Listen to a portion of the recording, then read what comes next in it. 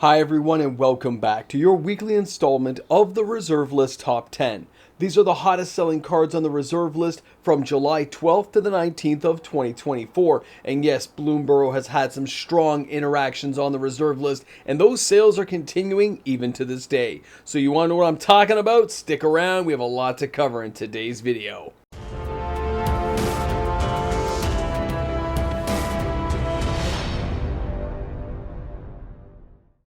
Hi everyone and welcome back. MTG Moxman here, and thank you again for hanging out with me for a Reserve List installment of the Top 10. A reminder, if you enjoyed today's content, don't forget, like and subscribe to the channel, turn on that notification bell, and you'll never miss the Moxman. I'm here every single day. Now, we can also be thinking about using my TCG Player affiliate link. Well, it's still active. I hope to get this sorted out with the company. We will find out soon, but hey, use my link, 3.5% kickback to the channel. Now, let's jump in and take a look at our number 10 card this week. It's Mox Diamond. Now, this may come in at number 10 with 39 sales, but let's take a look at the overall sales volume of what's going on with this card. Now, at $649.99 per card for near mint, most of the copies we see selling right now are light played.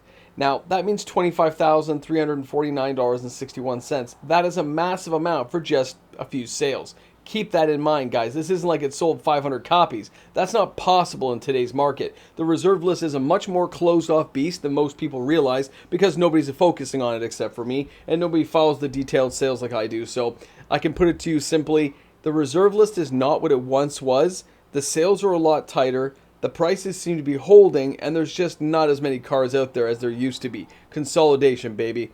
Now, the number 9 card this week is, of course, directly related to Bloomberg. This is Deranged Hermit from Urza's Legacy. It comes in at $78.94, which now puts it at about the halfway mark of where it used to be in 2020. And this is all because of Bloomberg. There's no other reason. Now, this week it may be at number 9 with only 40 sales, which is $3,157.60.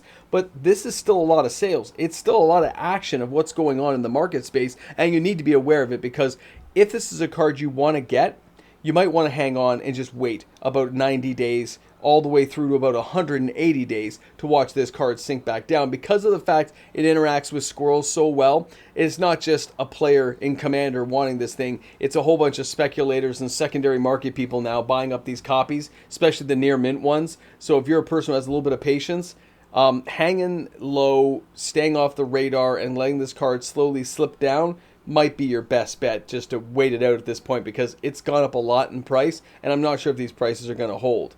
Now, our next card coming in at number 8 is Tundra Revised Edition. Now, $479.94, 42 sales. It's still 20 grand, guys. Now, this is the only dual land on the list this week, and it's very interesting to note that this card being a white and blue, Finding Homes in Commander Legacy Vintage, this is still a highly sought after card. So are all the dual lands from Revised and Unlimited. Beta and Alpha cards aren't selling that great, but when they do sell, they are commanding a premium, so keep that in mind. Now, of course, cards like this being able to tap for white or blue mana means you get the best of both worlds, fetchable, a lot of fun. I can understand why players are willing to spend the bucks to get it, especially when you compare it to newer cards nowadays, and you're just like, these cards are getting reprinted. These dual lands are not. So I might as well go for the dual land. Remember, prices are holding. Things are stable. And if anything, that's actually a little bit scarier than most people realize in this market space. Things that don't dip make it a lot more dangerous for people. Now, our next card is Squander Resources. Most people haven't noticed, but this card is all the way up to $63.36 with 42 sales, $2,914.56. Now, 63 bucks may not seem like a lot, but this card used to be a few dollars. Nothing big. And where we see this card now and the attention it draws for Commander players is something you shouldn't be ignoring in case you have copies of this card sitting around a bulk box bin. I know a player who bought like hundreds of copies back in the day and was holding until this thing hit the $80 mark. So it's getting close to that point, which means if this card continues to sell and have the popularity it does, yeah, you're going to see a lot of value there. Just keep this in mind, guys. A lot of these cards are going up in value and most people are not aware of it. They're not, my channel doesn't have 100,000 subs, so a lot of this information goes under the radar. It does give you guys a bit of an inside scoop on some of the stuff going on the Reserve List, so enjoy the news because I usually get it before a lot of other channels do. So that's awesome to hear. There you go, Squander Resources. Now check out our next card. This is Shallow Grave at $44.05. Now, a little more interesting because I haven't seen this on the radar for a while. This is a 1 black, 1 generic instant. The 48 sales only equals $2,114.40. That's not a massive amount of overall money. But when you look at what the card does, you start to realize that maybe this card should be worth a lot more than what it currently is at. And there's a good chance over time, this card is going to be gaining value. Now, what I mean is, taking a closer look at the card, by the way, artwork is epic. Instant, put the top creature card from your graveyard into play as though it were just played. That creature is unaffected by summoning sickness. Remove the creature from the game at the end of turn. Alright guys, the thing has haste. And all the creatures you could put out, it gets pretty nasty pretty quick. Now our next card, again, didn't expect to see this here. This is Infernal Tribute. 3 black mana, 50 sales this week. It's only $186.50. This is not a high value target, okay? This isn't going anywhere insane, but it is to note that 50 sales is 50 sales. Now, when we take a look at this card, the fact that it's an enchantment, the fact it's got 3 black mana from Weatherlight back in the day, so there's no new boxes being opened, of course, like many other reserve list cards. The artwork, I think, is pretty awesome. Now, this card as an enchantment says 2. Sacrifice a card in play to draw a card. Now, I'm assuming for players who like Commander and stuff, we're talking about treasure tokens or tokens of some type, like clues and stuff that get created that you can now sacrifice for 2 mana and just draw cards. This gives another loophole and to be able to multi-function where a card like this was meant to destroy one of your actual creatures in play. Now you can destroy pretty much anything that you can create. Okay, next card. This is from Mirage. This is the Phyrexian Dreadnought at number 4 with 51 sales. Barely gets in there. But this card's been rising in value. It just had a little bit of a dip, but look at where this thing's been. It's at $163.32. That's $8,329.32. When I started seeing the count on this card, I took a closer look. This card is actually on a number of wish lists on a whole bunch of stores for players hoping to buy this card. Interesting. Now, the other side note to this is, for those who are interested, is also Lord of Tressorhorn, an Alliance guy. These cards seem to be going in tandem with things like Stifle, and that card I showed yesterday in the top 10 that stopped the triggered effect coming into play, and you just get to keep the creature. So these things are being sought out mainly for Commander Legacy Vintage. Keep an eye on these things, guys, because the prices are getting a little bit nutty, and I actually expect them to go up over time. Now, our next card is Didgeridoo. Now, this thing comes in at $14.60. It had a massive buyout last week, and it still seems to be generating some attention right now. It takes the number 3 slot with 82 sales. That's $1,197.20. But this card used to be $5-6, and if you're looking on TCG Player, you will still find some moderately played copies that cheap. Now, if you're asking me what's going to happen with this card, I really don't have a clue.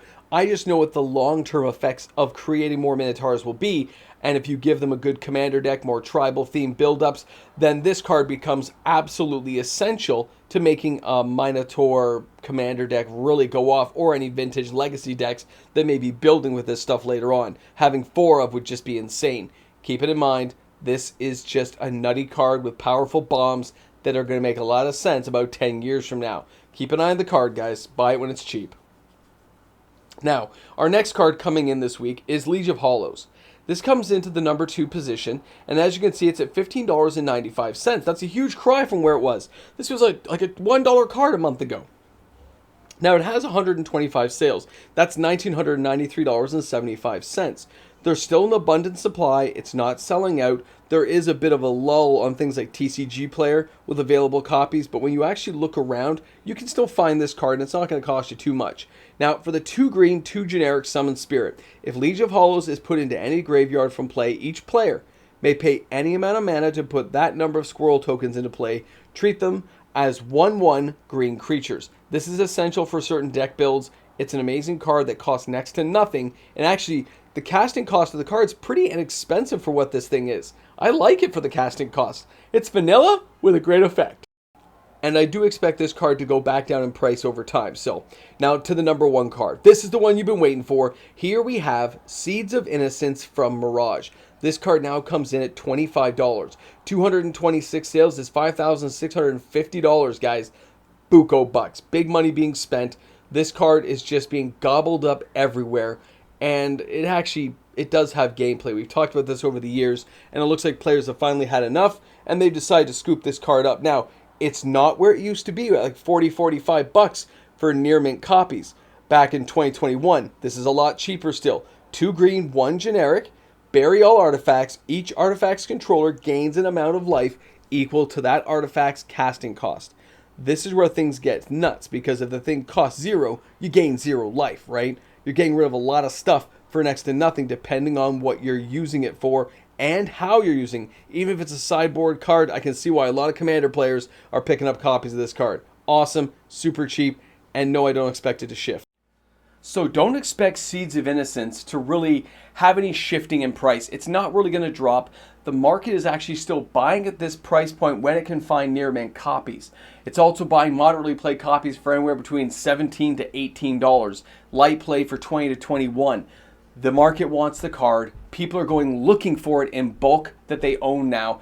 And the Seeds of Innocence card is going to continue to be bought. So good for everyone who has copies. Great for people who are making a few bucks. But better still for the people who now recognize how great the card is. Now, let's finish this conversation today by going into an overview of what's happening on the reserve list. Because there is a lot more going on than other YouTube channels even comment on. It's ridiculous how they think it's not happening, or they're actually having some kind of business dealings that I just don't understand, because they should be talking about it a lot more than they are.